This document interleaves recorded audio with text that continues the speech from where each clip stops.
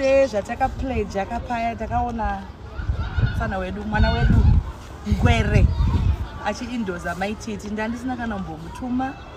Ini ndofarira kuti mwana akati tambe tambe odzidza zvinoita vana vangu zviya zvekuti vane matarenda avo achisimudzirwa chikoro chichisimudzirwa. Saka I've come here pachikoro chake ndabhadharawo school fees ya 2027.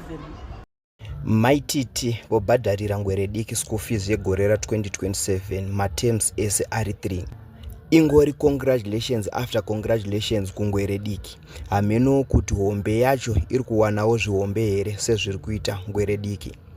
Kusangana kwatikuita zvakare pachannel ino, channel yeZimutines TV, pandinodzoka nemaupdates akasiyana siyana, uye ndinoti kana kari kekutanga kusvika pano ndinokumbira kuti ungobaya button rekusubscribe, then turn on the notification bell kuitira kuti usarasikirwe neevery update yandinodzoka nayo pano nguva nenguva. Kana Mwari vada kuropafadza pakashoreka anongoropafadza. Kubva Ngwere diki yatanga kubatika music circles iri kungowana magifts from everyone. Takatanga kuona Ngwere diki ichitengerwa stand. After stand takaona ichipiwa zvese zvekuvakisa pastand yake.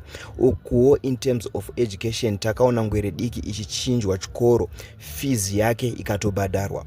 Muzuva ranhasi taonawo maititi vachiti vabhadharira Ngwere diki school fees ya 2027 pamaterms ese ari 3.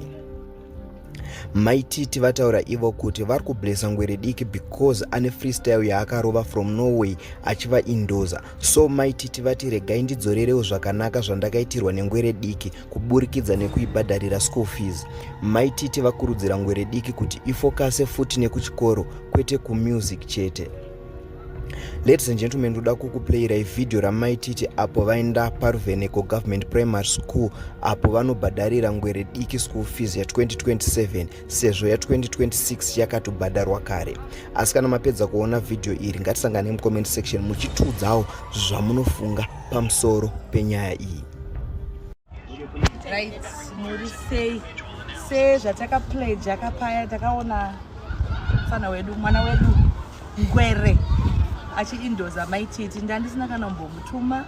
Ndasana ndakambosangana naye bandakangoona achiindoza premier ndabva ndangofila kubatwa kuti aiwa mwana ane rudo ende akaindoza neenergy yake yese.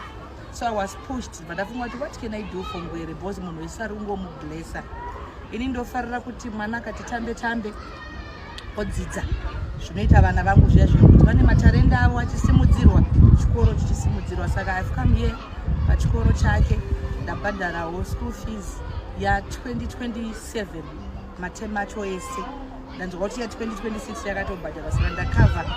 Pandiri panapa pana mai vake ndaitira kuti vabva vaonawo marisiti vanawo. Handizivi kuti pane zvamungade kutaura here. I want to thank kuna maititi nerupiro waisa kumwana wangu. Maititi, thank you, God bless you. Andire mumba maititi musamukei pana Ngwere chokwadi. Ngwere azvino ndaamaita basa mamutiro kuti vamwe vanhu mukumbirwa naMwari. kaya tinokomborerwa. Saka ukati tambe tambe mangoma chikoro handitya ndoda kuti accelerate pachikoro mwanangu handiti achizive kuchatiburitsira bhegi handiti kumangoma zvikaramba kuchikoro ngazvibhoma handiti kuchikoro zvikaramba kumangoma tinowina handiti. Saka boka Ngwere toonana ka shara.